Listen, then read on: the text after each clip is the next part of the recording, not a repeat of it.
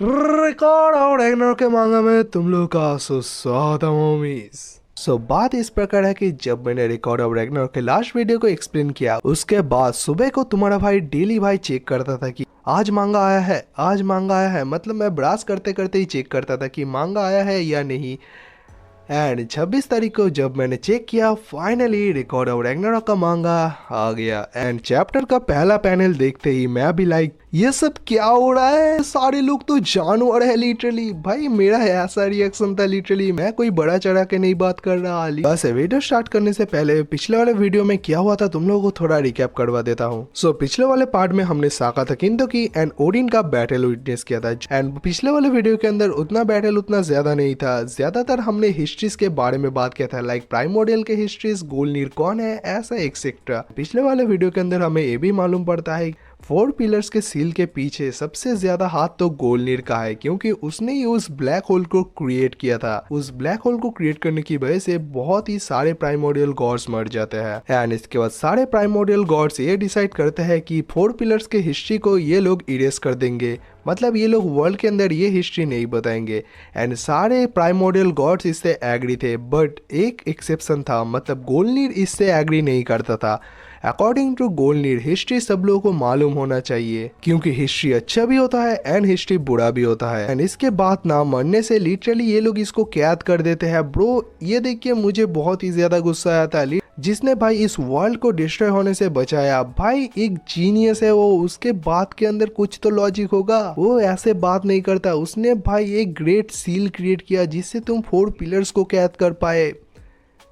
एक जीनियस को तुम लोग भाई उसके बात को इग्नोर कर दे रहे हो। इवन उसकी बीवी भी भाई उसको इग्नोर करती है कि नहीं तुम गलत बोल रहे हो। एंड इसके बाद हमें द पीपल ऑफ गोल्डनिर्स के बारे में भी मालूम पड़ा था, जो कि गोल्डनिर्स के डिसाइपल्स होते हैं। एंड इसके बाद हम देखते हैं गोल्डनिर रियल हिस्ट्री को generation to generation pass out करने के लिए अपने आप को ही सैक्रिफाइस कर देता है एंड क्रिएट करता है द बुक ऑफ गोल्डनिर। बट ये सारे लॉन्डे द बुक ऑफ गोल्डनिर को भी भाई जला के राख कर देते हैं। एंड बुक ऑफ गोल्डनिर इस टाइम पे आके भी भाई जिंदा है। इसके बाद हम देखते हैं गोल्डनिर के जो लोग थे वो एक हिडन विलेज के अंदर लिव कर रहे थे एंड वर्ल्ड के अंदर सिर्फ उन लोगों को ही रियल हिस्ट्री के बारे में मालूम है। पिछले वाले वीडियो के अंदर हमें इंट्रोड्यूस किया जाता है वेल्क से। ये वेल्क की आगे जाके ओडिन बनेगा, मतलब the nameless God Odin. And इनका जो विलेज था ये एक हाइड आउट था। गोल्डनिर के एक इन्वेंशन की वजह से ये सारे लोग विलेज के अंदर हाइड हुए थे। वेल्क के एक गलती की वजह से प्राइमोडियल गॉड्स को इसका एड्रेस मिल जाता है। एंड वीडियो के एंड में हमने देखा था कि ये 3 प्राइमोडियल गॉड्स गोल्डनिर के विलेज के ऊपर हमला करने के लिए बढ़ते हैं। एंड ये भी पिछला वाला वीडियो एंड हो गया था। अब बढ़ते हैं हमारे नए चैप्टर पे। वैसे वीडियो स्टार्ट करने से पहले मैं तुम लोगों को बता दूं कि इस वीडियो के अंदर मैं एक भी पैनल यूज नहीं करने वाला हूँ। देखो ये एक स्पॉइलर चैप्टर है एंड स्पॉइलर चैप्टर के अंदर कॉपीराइट स्ट्राइक पड़ना बहुत ही ज्यादा आम बात है।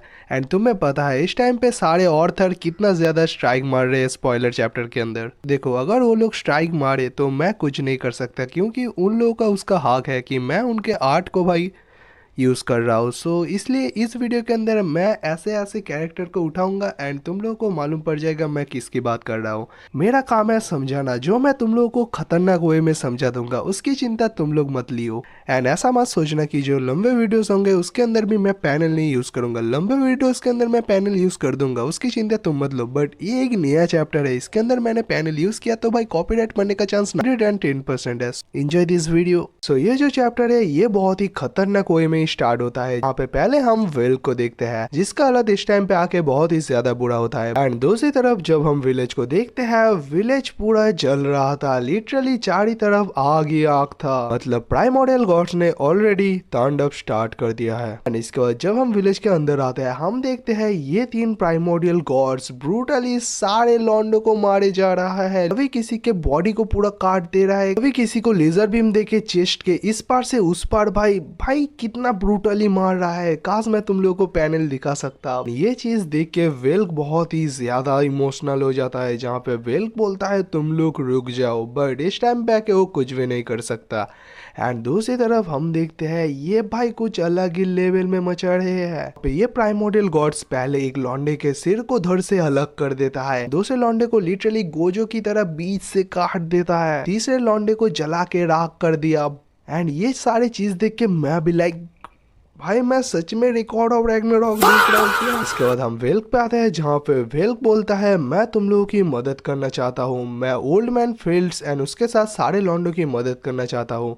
बट उसका हालात इस टाइम पे बहुत ही ज्यादा बुरा होता है। मतलब गोजो ने जब तोजी के ऊपर पर्पल यूज करके जैसा एक साइड होल क्रिएट किया दिया था, मतलब साइड में एक होल क्रिएट कर दिया था तोजी का, वैसे ही इसका साइड में एक होल क्रिएट हो चुका है। वो धीरे धीरे डिसअपियर भी होने लगता है। बट दूसरी तरफ हम देखते हैं उसके गले का जो लॉकेट होता है वो चमक उठता है। इस टाइम पे आके हमें बताया जाता है जो प्राइमोर्डियल गॉड्स है वो इस टाइम पे आके भी नहीं रुक रहे थे। मतलब वो एक एक करके सारे विलेजर्स को मार ही जा रहा था। एंड इसके बाद हम देखते हैं सागा बाहर निकल आता है एंड सागा बोलता है मिरर डिस्ट्रॉय हो चुका है, इसका मतलब लॉर्ड स्वेल्स अब नहीं रहे। एंड ये सागा कौन है? सागा इस गांव का सेकेंड हेड था। मतलब जो रियल हेड था अगर मर गया तो ये बनेगा विलेज का नया हेड। तुमने अगर पिछले वाला वीडियो देखा है तुम लोग को याद ही होगा। एंड इसके बाद हम देखते हैं एक प्राइमोर्डियल गॉड दद्दू के घर की तरफ बढ़ता है एंड सागा को देख के बोलता है सो ये है गोलनीर के फर्स्ट डिसाइबल फेल्स का होम। अच्छा। एंड ऑब्वियसली प्राइमोर्डियल गॉड को देख के सागा बहुत ही ज्यादा शॉक हो जाता है। इसके बाद ये प्राइमोर्डियल गॉड बोलता है तो इस पॉइंट पे आके गोलनीर के बहुत ही कम डिसाइपल्स अभी बचे हैं। एंड ऑल्सो हमारा रिसर्च सही था, तुम लोग इस विलेज के अंदर छुपे हुए थे, वो भी गोलनीर के एक इन्वेंशन की वजह से। आज हम गोलनीर के लास्ट डिसाइपल को भी खत्म कर देंगे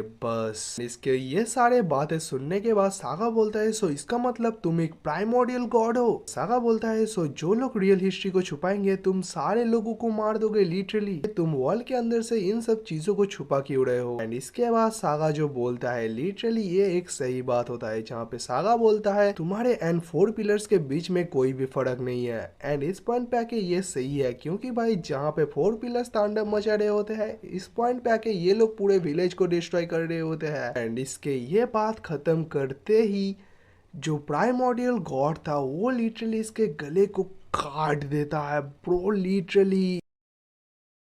इसके बाद हम देखते हैं सागा को मारने के बाद ये दद्दू के रूम की तरफ बढ़ने लगता है एंड इस पॉइंट पे आके फिर दद्दू का काम तमाम हो चुका है। मतलब जो मिरर था जो इस गांव को पूरा प्रोटेक्ट कर रहा था वो दद्दू के लाइफ फोर्स को ड्रेन कर रहा था एंड उस मिरर की वजह से ये सारे लोग इस गांव में हाइड कर पा रहे होते हैं। इस पॉइंट पे आके दद्दू का पूरा लाइफ फोर्स ही ड्रेन हो चुका है। मतलब इस पॉइंट पे आके वो भी राग बनने लगता है। गॉड ऑफ रैग्नारॉक के अंदर अगर कोई मर जाता है वो पूरा डिसअपियर हो जाता है। एंड इसके बाद ये प्राइमोर्डियल गॉड ये देख के यहाँ से चला जाता है एंड इसके बाद ये प्राइमोर्डियल गॉड बोलता है better for you not to see this tragedy a blazing in disgraced fields. And इसके बाद हम देखते हैं ये 3 प्राइमोर्डियल गॉड्स गांव के सारे लॉन्डो को मरने के बाद एक साथ इकट्ठा होते हैं एंड इस टाइम पे आके ये लोग बोलते हैं सो ये फाइनली खत्म हुआ। ये प्राइमोर्डियल गॉड बोलता है सो मुझे लगता है कि फील्ड्स ही गुलनीर का लास्ट डिसाइपल है।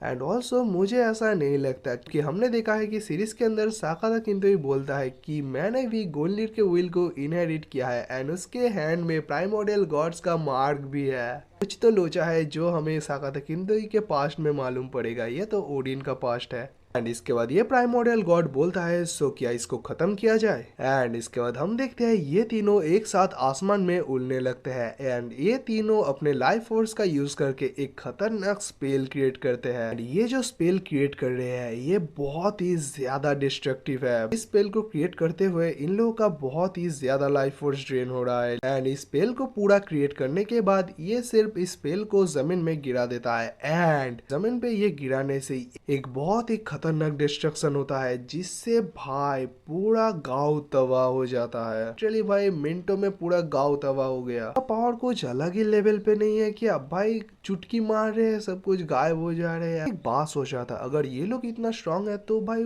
4 पिलर्स कितना ज्यादा स्ट्रांग थे वो तो हम साकाता किंतो की एंड ओडिन के बैटल में देख पाएंगे। एंड इसके बाद ये प्राइमोर्डियल गॉड बोलता है हम लोगों को माफ कर देना गोल्डनीर के लोगों, हमारे विरुद्ध में ये फाइट हम लोगों के साथ फाइनली एंड होता है। एंड इतना खतरनाक डिस्ट्रक्शन मचने के बाद भी हम देखते हैं एक जगह से बहुत ही ज्यादा रोशनी रिलीज होने लगता है। ये चीज देख के 3 प्राइमोर्डियल गॉड्स बहुत ही ज्यादा शॉक हो जाते हैं एंड इस मोमेंट पे आके हम देखते हैं वेल कभी मरा नहीं है। वेल के गले में जो लॉकेट होता है वो उसको पूरा हील कर देता है एंड सिर्फ हील ही नहीं करता, उसको इस खतरनाक स्पेल से भाई प्रोटेक्ट भी करता है। मतलब वेल के चारों तरफ एक शील्ड बन जाता है, शील्ड ने इसको उस हमले से पूरा प्रोटेक्ट किया।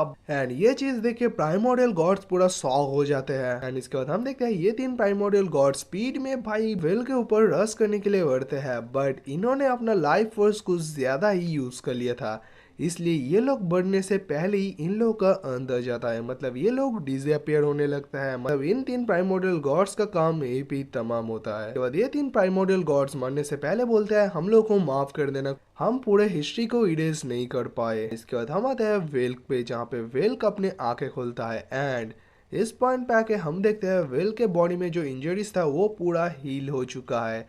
एंड इस पॉइंट पे आके वो जब उठता है वो देखता है चारों तरफ कुछ भी नहीं होता। मतलब पूरा गांव तो ऑलरेडी भाई प्राइमोर्डियल गॉड्स ने ऑलरेडी पूरा डिस्ट्रॉय कर दिया है। एंड इसके बाद हम देखते हैं वेल्क आगे बढ़ते बढ़ते बोलता है मेरे सारे लोग कहाँ पर है एंड यहाँ पे क्या हुआ था। इसके बाद वेल्क बोलता है जब मैं विलेज के बाहर गया था मैंने देखा कि सारे लौंडे बहुत ही ज्यादा खुश थे। एंड इस पॉइंट पे आके चारों तरफ कोई भी फाइट नहीं हो रहा था, सारे लोग बहुत ही पीसफुली लिव कर रहे थे। वो बाहरी वर्ल्ड की बात कर रहा था जब वो घूम के आया था। एंड इसका वेल्क बोलता है मुझे लगा कि हम लोग एंड उसके साथ दद्दू भी बहुत ही ज्यादा अब खुश रहेंगे, बट बाहर जाना ही इसका सबसे बड़ा गलत कदम था। ये अगर बाहर नहीं जाता ये कुछ भी नहीं होता। देखो अकॉर्डिंग टू मी जो होता है अच्छे के लिए होता है भाई, अपने प्रेजेंट को ऑलवेज एक्सेप्ट करो। देखो ये मैं इसकी तरफ से भी बोल रहा हूँ एंड तुम लोगों को भी बोल रहा हूँ कि प्रेजेंट को भाई एक्सेप्ट करो। एंड इसके बाद हम देखते हैं विल्क दद्दू की याद में बहुत ही ज्यादा रोने लगता है। हम देखते हैं विल्क बहुत ही जोर से चीखने लगता है। एंड भाइयों इसके बाद वेल के साथ जो होगा लिटरली भाई मुझे देख के बहुत ही ज्यादा बुरा लगा। इसके बाद वेल बाहरी वर्ल्ड के सारे गॉड्स के पास जाता है जहाँ पे वो बोलता है गोलनीर के पीपल हिस्ट्री के बारे में सब जानते हैं एंड प्राइमोर्डियल गॉड्स ने गोलनीर के साथ गोलनीर के विलेज सब कुछ को डिस्ट्रॉय कर दिया है एंड प्राइमोर्डियल गॉड्स अभी भी एग्जिस्ट करते हैं।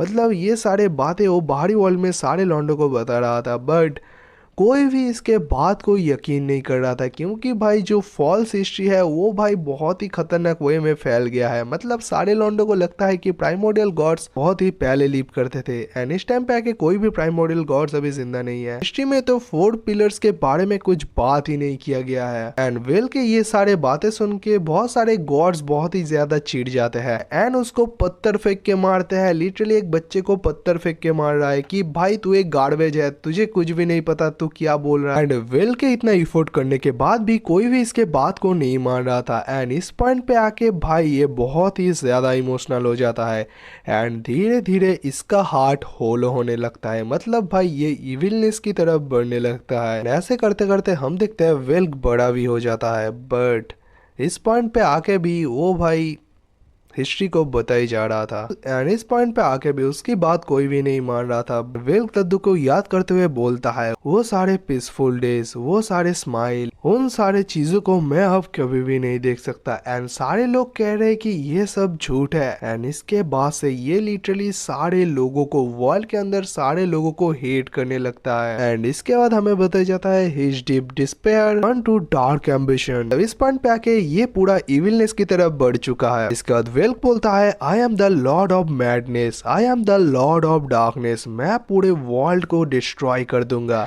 एंड ये बात ओडिन ने भी पहले कहा था। एंड इसके बाद हम देखते हैं इसके गले का जो लॉकेट होता है वो एक वेपन में बदल जाता है। एंड मैंने कहा था कि इसके वेपन का नाम भी ग्लेपनीर है एंड मुझे लगा भी था इसका लॉकेट ही इसका वेपन है। एंड इस पॉइंट पे आके वेल्क बोलता है तुम साले बेवकूफ लोग मुझे इग्नोर कर रहे हो, मैं तुम लोगों को पूरा मिटा दूंगा इस दुनिया से। एक लौंडा जिसने अपना सब कुछ खो दिया उसके पास अब कुछ भी नहीं है। भाई ये एक विलन है, इसका विलन बनना जायज है। भाई मैं पूरा एग्री करता हूँ क्योंकि इसके साथ जो हुआ है। इसके बाद वेल जो चाहता था पूरे वर्ल्ड को डिस्ट्रॉय करना एंड उसके लिए वो अपना जर्नी स्टार्ट करता है एंड वो जर्नी स्टार्ट करता है एज अ नेमलेस गॉड। इसके बाद वो बहुत ही ज्यादा रिसर्च करता है एंड रिसर्च करते करते ही उसको मिलता है द बुक ऑफ गोल्डनीर। एंड इसके बाद क्या क्या होता है हमें मालूम है कि नेमलेस गॉड जो कि वेल्क है वो ओडिन के विल को इनहेरिट करता है एंड ये सब कुछ हमें मालूम है। एंड इसके बाद फाइनली हम आते हैं प्रेजेंट में, मतलब साकाता किंतोकी वर्सेस ओडिन के बैटल में जिसके लिए तुम्हारा भाई वेट कर रहा था। इसके बाद ओडिन साकाता किंतोकी की तरफ बढ़ते हुए बोलता है बेटे बहुत ही ज्यादा देर हो चुका है तो अब मेरे को रोक नहीं पाएगा। एंड इसके बाद हम देखते हैं ओडिन कुछ चैंटिंग करता है वो अपने वेपन को जैवलिन की तरह सागाता किंतोई की तरफ थ्रो कर देता है एंड सागाता किंतोई अपने बैटल एक्स का यूज करके उसके वेपन को उड़ा देता है एंड ऑब्वियसली ओडिन का वेपन को फेंकने में इसको थोड़ा मुश्किल तो फेस हुआ है, जहाँ पे ये बोलता भी है इसका वेपन तो बहुत ही ज्यादा भारी है एंड इसके वेपन को दूर फेंकने के बाद ही ये बहुत ही स्पीड में अपने बैटल एक्स के साथ ओडिन की तरफ हमला करने के लिए बढ़ता है। बट इस मोमेंट पे आके हम देखते हैं ओडिन का जो वेपन होता है वो भाई ऑटोमेटिकली पीछे घूमने लगता है एंड सीधा आके किंतोई को फाड़ के रख देता है। ऐसा दिखाया गया है किंतोई के बीच से घुस गया है, बट मुझे ऐसा लगता है कि साइड से गया है एंड इस मोमेंट पे आके हम देखते हैं किंतोई के मुंह से खून निकल जाता है। इसके बाद लास्ट पैनल के अंदर ओडिन जो ऑरा फार्मिंग करता है, एक सेकेंड, एंड इसके बाद ओडिन अपने वेपन को हाथ में पकड़ता है एंड इसके बाद ओडिन बोलता है forgive me brat, it is time for me to bring all of history to its end. Boom bro and भाई look at this banger panel, वो भाई ओडिन कुछ अलग ही लेवल का जानवर लग रहा है एंड चैप्टर के एंड में एडिटर लिखता है the end of the world and इसके बाद एक कलरफुल पिक्चर दिखाया गया है जो भाई बहुत ही ज्यादा क्रेजी है। देखो ये जो कलरफुल पैनल है, देखो मैं तो तुम्हें पैनल नहीं दिखा सकता बट मैं इंस्टाग्राम या मेरे व्हाट्सएप चैनल के अंदर मैं भाई पोस्ट कर दूंगा, इंस्टाग्राम के अंदर स्टोरी लगा दूंगा, व्हाट्सएप चैनल के अंदर पोस्ट कर दूंगा। सो होमीज ये चैप्टर यहीं पे एंड होता है एंड इस संडे को मैं रिकॉर्ड ऑफ रैग्नारोक का एक नया मांगा एक्सप्लेन करूंगा जिसके अंदर गॉड्स वर्सेस गॉड्स होगा, जो भाई क्रेजी है। भाई मुझे नहीं पता था कि रिकॉर्ड ऑफ रैग्नारोक का एक साइड मांगा भी एग्जिस्ट करता है। जिस भाई ने मुझे ये कॉमेंट किया था कि इस मांगा को एक्सप्लेन करने के लिए, भाई थैंक यू सो मच। हम मिलते हैं संडे को, तब तक के लिए सायोनारा।